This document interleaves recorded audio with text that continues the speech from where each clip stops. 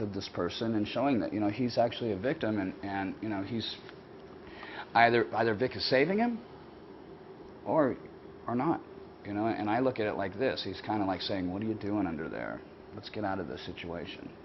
You know, I consider myself to be alone as far as, you know, in our genre, with people who really are willing to go out and stand on a limb and say, you know what, you can hate me if you want, but at the end of the day, I'm going to do what's right. Because doing what's right isn't popular. It's not, and that's why people, you know, they like to take pot shots at me. But at the end of the day, you know, I do a lot of stuff that I know I'm not going to have any I'm not going to have any problems with myself when I go to sleep at night. You know, because I see people do stuff and they compromise themselves and they sing songs and they think that they're not going to affect them. You know, you say that stuff and it comes out of your mouth, and you portray that stuff to other young minds, and they hear that stuff, they believe that. You know, I don't want to be responsible for making anybody stumble. I want to make sure that they become better people.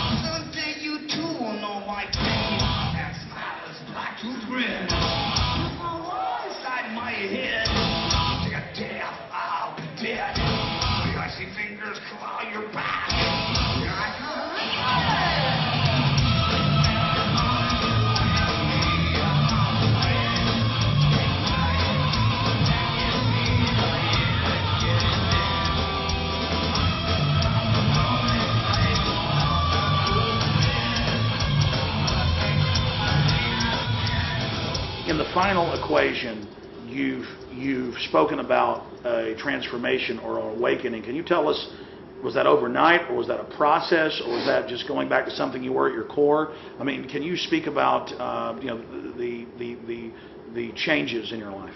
Yeah, it was pretty simple. I've always believed in God. That's why, you know, the first line of Peace Sells, But Who's Buying says, "What do you mean I don't believe in God? I talk to him every day." You know, when I was a kid, I was baptized as a Lutheran when I was 4, and my mom had become a Jehovah's Witness when I was 7, and that's totally ruined my life. And then by the time I turned 15, I was so full of bitterness and just hatred for organized religion that I got into black magic and went down the route of the occult.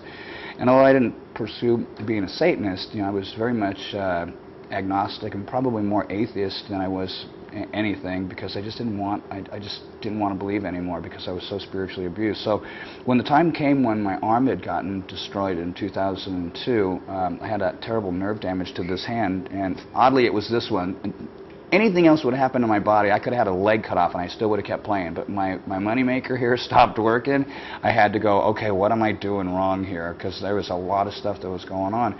And I was on a hill and I saw a cross and I looked at it and I just went, what have I got to lose? I've tried everything else.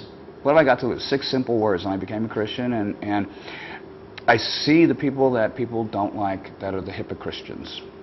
You know what I mean? That's a good term. Yeah, I made that up. So I look at that and I'm not attracted to that, and I see people that gravitate towards me, towards my family. They want to be with us because they know that they can say certain hard luck stories and we'll feel sorry for them. You know, I'll feel sorry for you, but you ain't getting in. You know, unless it's real, they're not getting in.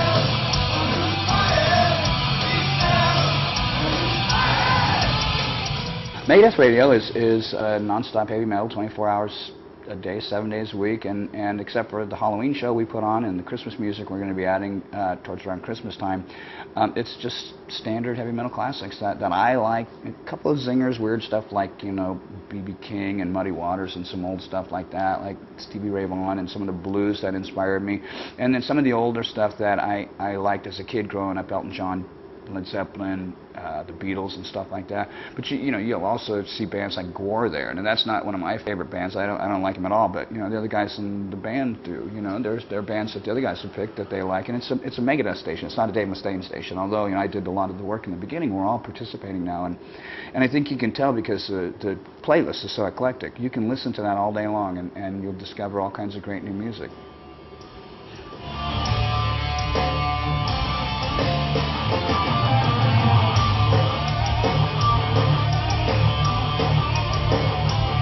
Anything else you'd like to add to the audience out there?